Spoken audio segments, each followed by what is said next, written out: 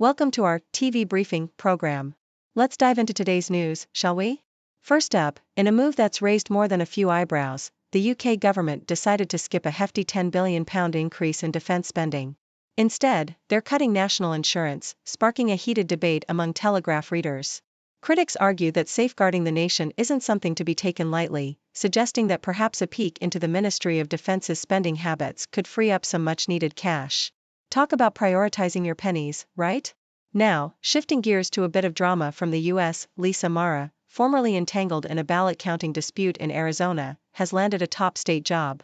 After standing her ground against hand-counting ballots, she's now the one overseeing election officials across Arizona's 15 counties.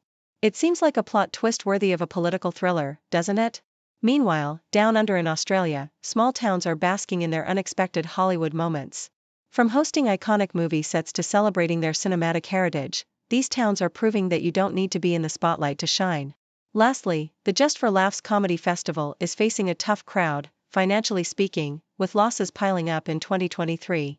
But hey, in the world of entertainment, it's all about the comeback, right? And speaking of entertainment, Millie Bobby Brown is shaking things up in her new feminist fantasy series, Damsel. It's all about breaking stereotypes and, frankly, who doesn't love a good twist on the classic damsel in distress? So, there you have it, a quick roundup of today's news, from defense debates in the UK to Hollywood moments in Australia's country towns, and some entertainment industry drama to keep things interesting. Please stay tuned for more detailed coverage on these stories. Letters. When will the Tories wake up to the danger Vladimir Putin poses to British security? Telegraph.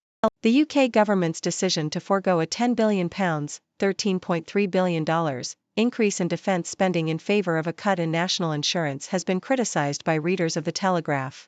The Institute for Fiscal Studies said the decision was a political choice, but one commentator said that the defence of the country should be an unconditional duty of a responsible government.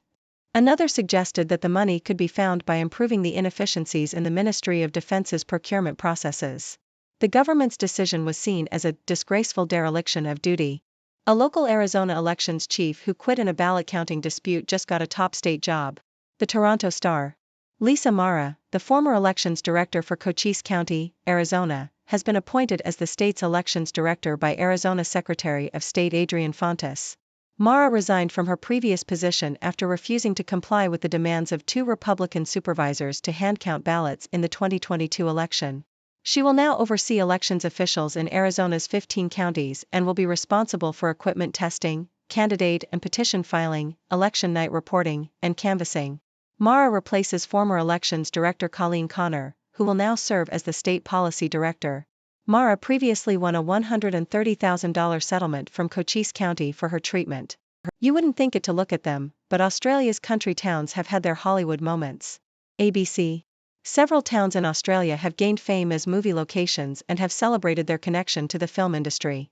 Dambulla, for example, is best known for a 1979 movie about an outback wedding and is still visited by tourists for that reason.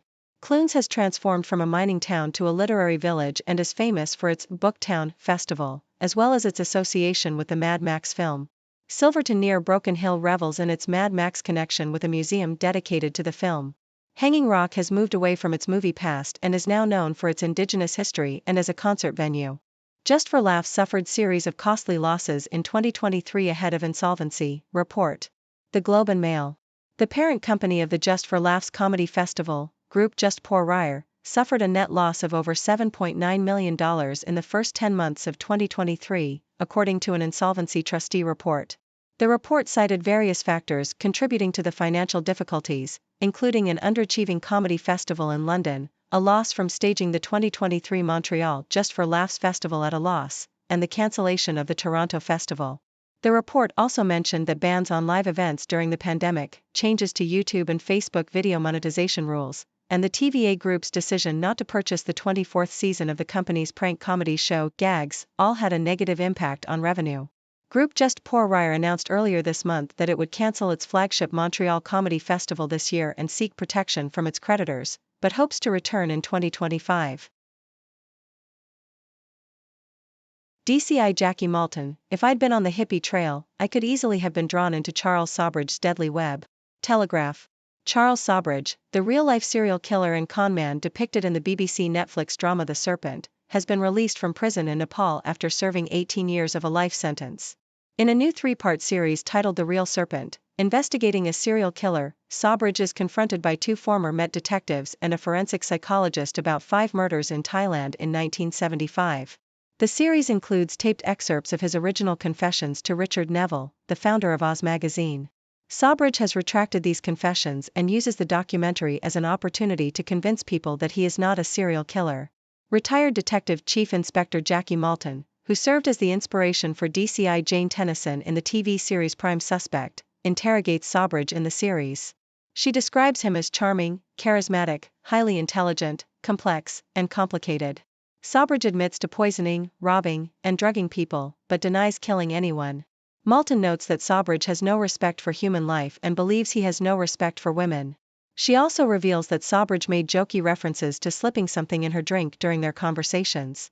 The series explores the possibility that Sawbridge's association with an Indian man triggered the serial murders. However, Malton argues that Sawbridge is the common denominator in the killings and points to evidence that predates his relationship with the Indian man. Malton also finds it hard to believe that Sawbridge's French-Canadian girlfriend, Marie-Andrée Leclerc, was unaware of the murders. The police in Thailand did not thoroughly investigate the murders in 1975, and there are concerns that the Thai police were easily bribed by Sawbridge. The Real Serpent, investigating a serial killer, will air on Channel 4 on March 19. Ozempic brought a different dimension to the Oscars red carpet this year. The Sydney Morning Herald. The advent of weight loss drugs such as Ozempic has had a negative impact on the body positivity movement, according to Jacqueline Maley in the Sydney Morning Herald. While some deserving, desperate, obese people have had their lives transformed by the drugs, the upper tier of users are wealthy elites looking to become thinner or move from the ranks of normal to enviably thin. The situation has prompted Maley to question how society judges weight issues. The assumption is that overweight and obese people are lazy and gluttonous, while slim people are virtuous and have self-control. This is a morality issue for women, who will discuss whether actresses are slim because they have cheated their way there. Meanwhile, fat people are judged to be in that condition because they deserve to be. Maley concludes that the weight loss drugs have revealed the biology behind weight issues and could help to reduce stigma. However, she also suggests that the increasing use of these drugs could lead to a society in which everyone wants to look the same. 5 cold weather outfits to add to your winter wardrobe. The Sydney Morning Herald. Australian actor Lily Sullivan discusses her recent project, the film Lunacy, in an interview with Sunday Life. She describes the film as an immersive experience set in the Daintree rainforest and explains that it explores the theme of separation from the natural world and our true selves. Sullivan says that she feels comfortable in the horror and thriller genres and enjoys pushing her boundaries as an actor. She also reveals that she hopes to write and direct in the future. Recipe Tin Eats Nagi Maihashi cooks up $7 million high-end home purchase. The Sydney Morning Herald.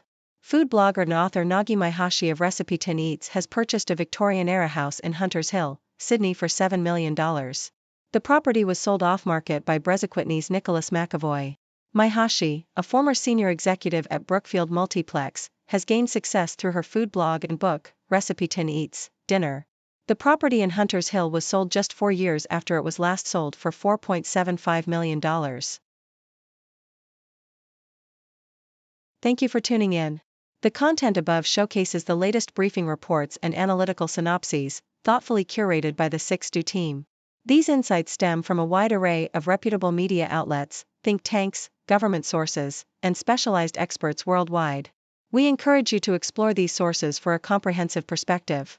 Keep in mind that while the content may not always align with the official standpoint of 6Do Brief, it's not meant to be taken as absolute directives for decision-making.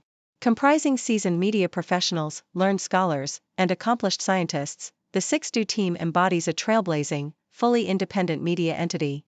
To customize 6Do Brief to meet your professional needs, you have the option to subscribe to a diverse array of briefings on our website, 6dobrief.com. Regardless of your location, you can conveniently receive 6Do Brief via email.